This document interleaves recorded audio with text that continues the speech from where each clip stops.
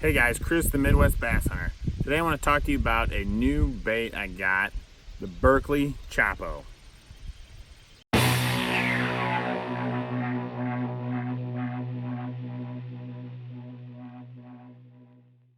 Alright, so as you can see, this Choppo is kind of like a Whopper Plopper. In fact, it's almost just like a Whopper Plopper. So this is Berkeley's challenge to the reign of the Whopper Plopper. So this is a 120 millimeter. They call it the Choppo 120. It means 120 millimeters. So it's almost 5 inches long. It's a little over 4.5 inches long. And it weighs an ounce, or as they like to say, 28 grams. So this is a top water bait. It floats, it does not sink, and then it's got a prop back here that spins.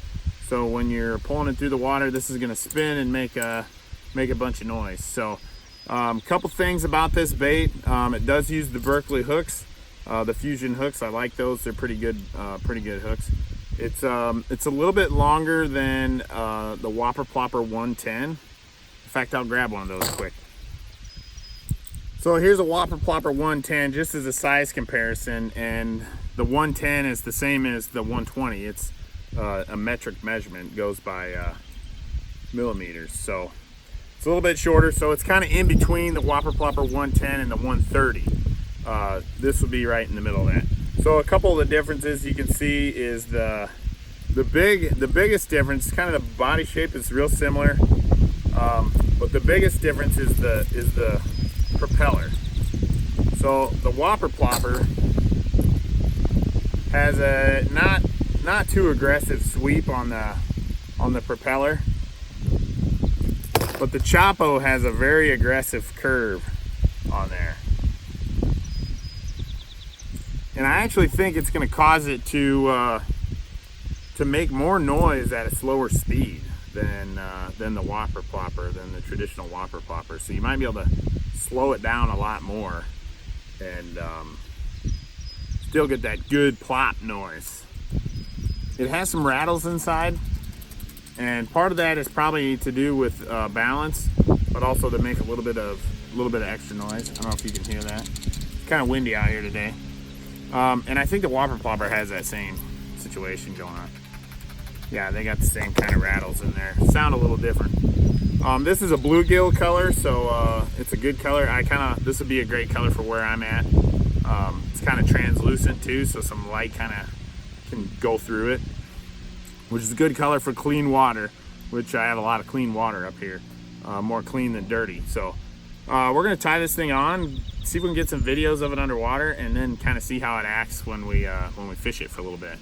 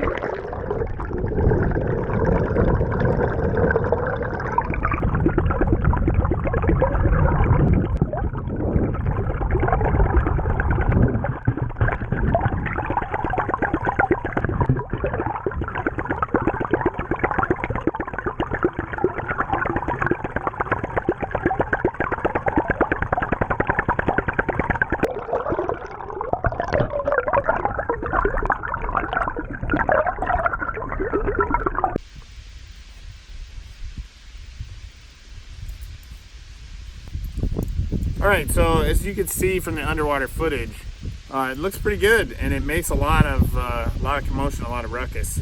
After throwing it around for a little bit, I noticed that it seems to start like I guess how to explain.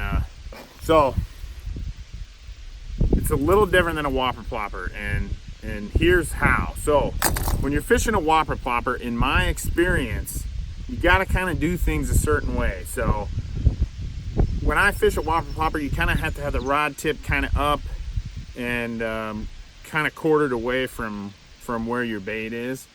And that really makes it plop a little better, makes the noise better.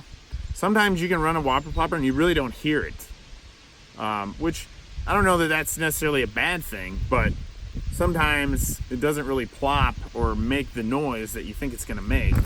And so sometimes you kind of have to adjust how you're doing it. This thing, as soon as you touch that reel handle, you can hear it. I cast it way out there and I could hear it immediately as soon as I touched the handle. No worrying about where my rod tip was. Wherever it was at, it was working. You could definitely hear it big time. I thought it was way louder than the Whopper Plopper, which, like I said, that's not always going to be a benefit, but I think when you're fishing topwaters, I mean, that's what you're looking for with a Whopper Plopper. You're looking for something that makes noise, right? So this thing, I think it beats the Whopper Plopper on making noise. Now, obviously, this thing is a big lure. It's an ounce. I can cast it a mile. You definitely don't want to cast this on just any rod. I've got a medium heavy action rod. So medium heavy or bigger, I wouldn't cast this on a medium. I mean, you could fish it on a medium. It wouldn't be a problem, but it's going to put a lot of rod. Your rod's really going to load up when you go to cast it. So, you know, it might put a little bit of strain on your rod if you're using a medium or lighter. You could fish it up to a heavy, I'm sure, and it will work just fine. I'm fishing this today on 40-pound braid, but you could use, you know, you could really use whatever you want. Whenever I'm fishing topwaters, I like kind of a braided line. I like to go anywhere from 30 to 60 pounds, just depending on what I'm doing. I like 40-pound because it's nice and heavy, but you still get some good casting distance because it's only like 10 or 12-pound diameter for traditional lines. So this bait is not too bad. It's about $10, so it's right there. I paid $9.99 for this bait, so it's right there with a Whopper Plopper. This Whopper Plopper 110 cost me over 10 bucks, like $12 or $13. So it's right there, maybe a little bit cheaper. Yeah, this bait is pretty cool. I think this will definitely catch a lot of fish. I have not fished with it until today, so I haven't caught a fish on it, but I guarantee this will catch some fish. I'm gonna go out here and try it out. For sure, I would definitely pick one of these up. Little cheaper than a Whopper Plopper, and I think it'll definitely get the job done. So make sure if you're new to my channel, you subscribe and hit that little bell so you don't miss anything.